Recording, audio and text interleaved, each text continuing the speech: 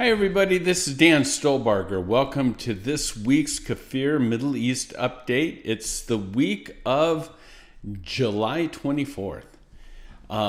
Just a reminder that you can get the PDF PowerPoint that has much more information than we have time for in this YouTube. You can get that at our website at holygroundexplorations.com. Let's jump right into this week. A top advisor to Iran's supreme leader, the Ayatollah, confirmed this week that Tehran is now capable of manufacturing a nuclear weapon. I don't think that should shock anybody. They've been hell-bent on getting this done. They're now at that point. No sort of nuclear deal is going to change that. Nikki Haley came out this week saying if America won't do anything about this with Iran, then Israel must. And then she went on to say, and we should help them.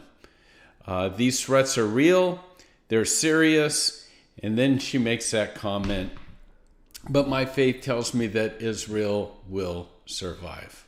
Amen. Also this week in our news bites, the IDF downs a suspected Hezbollah drone once again over the northern border. We keep our eyes on this because it is all about drone warfare these days. Syria has severed its diplomatic ties with the Ukraine. You wonder why?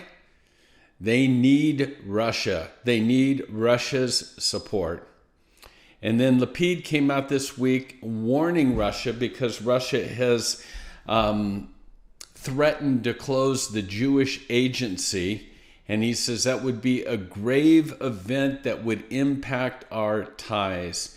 For those of you that know, we support a ministry in Israel, MTI Ministry to Israel and Ezra International, that over the years has been kind of at the tip of the spear in terms of getting Jewish people out of the Ukraine, out of Russia, or whatever, to make their aliyah back to Israel. And this Jewish agency has been a vital part of that. So this is a major concern to us.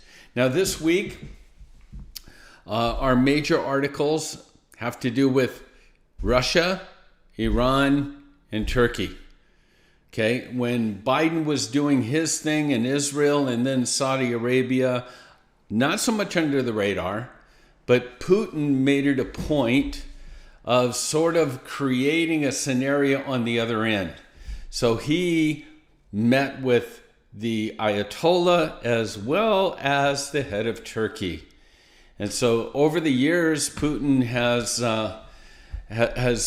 solidified these sort of ties. There's been sort of an alliance between Russia, Shiite. It's important to know Iran is Shiite and Turkey is Sunni. So that's why the rub has been there. And it seems like that coalition would fail because of that. But is this just a coincidence? Because never before in history has these three countries formed this strong of an alliance. And again, it's noteworthy that all three of these have troops stationed where? Syria these days, just to the north of Israel. Can I suggest you reread Ezekiel 38 and 39? Israel is preparing.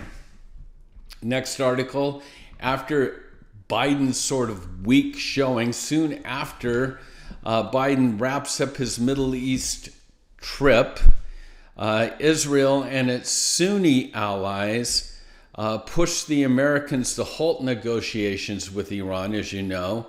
The IDF general, right after, I think Biden is still on Air Force One. But the General Kachavi, the IDF general, announced that Israel is now in major preparations to attack Iran. Two reasons, it's very clear. The first is that the Gulf states and Israel want to send a message to Biden, the American administration, that USA is not needed for the strike. Furthermore, this whole debacle with Biden coming over just shows the weakness of America, which is going to lead to a regional war. Again, Islam only respects strength, and that's the last thing that Biden's administration is portraying, from Afghanistan to now what's transpiring in the Middle East. And so as soon as he's on the plane, Israel's done all pomp and circumstances, but now they're saying we are preparing for war and we don't need the U.S.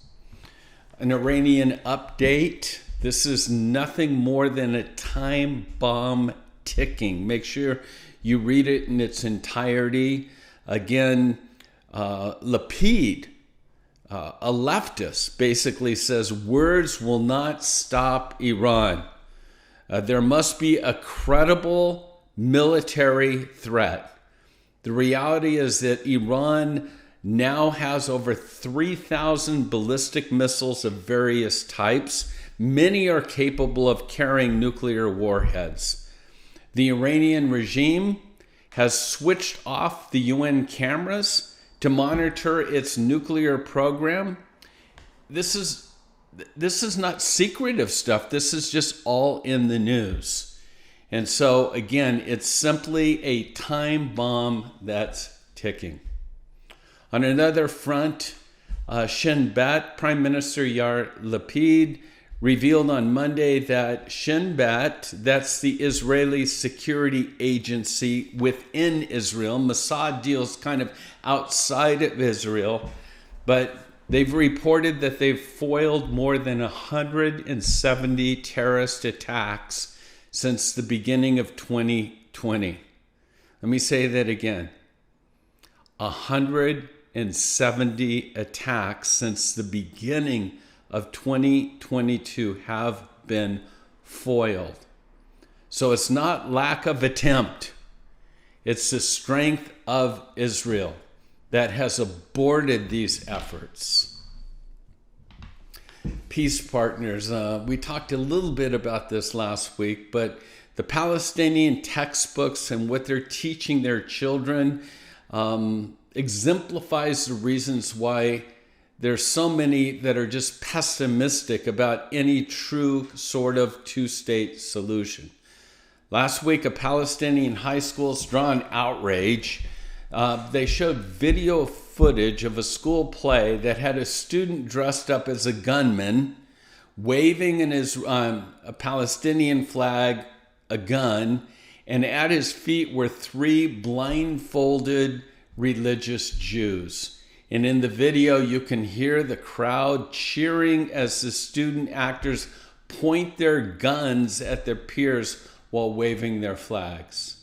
School play. Elementary school play. Peace? Two-state solution? Two states living in harmony next to one another? Don't kid yourself.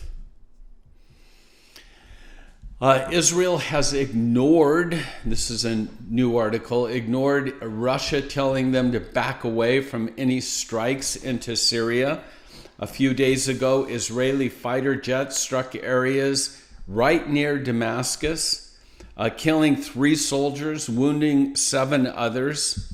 Syria's official state media has reported that among the sites that were hit was a base in Damascus used by a brigade which within Syria's powerful 4th division was led by, his name is Bashar Mahar Assad. He's the brother of the dictator Bashar Assad and is considered by some to have an army within an army. And this was reported throughout the Arab world. This report came through Saudi Arabia. So once again, Russia has told Israel, back away, don't do this anymore. Israel has closed their ears to this and are doing what they said they would do. Anytime any weapon depots are found, that's going to be transferred to what once was just Hezbollah. And now we're dealing with the Turks, we're dealing with the Russians, and we're dealing with Hezbollah, all in Syria. Israel is not going to sit back and fold their arms. They're going to strike. And so that's the world in which we're living. Once again, some of these threats we've been covering over the past how many years? And yet, it just seems to me that things are getting closer and closer and closer to all that we read about in the Bible when it comes to the end of days scenario. These are the days in which we're living. Again, just a reminder that Holy Ground is heading to Israel on September 14th through the 23rd.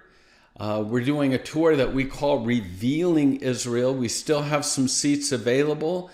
If you've ever had it in your heart that you want to travel and experience Israel, this is the trip for you. Again, we still have rooms. You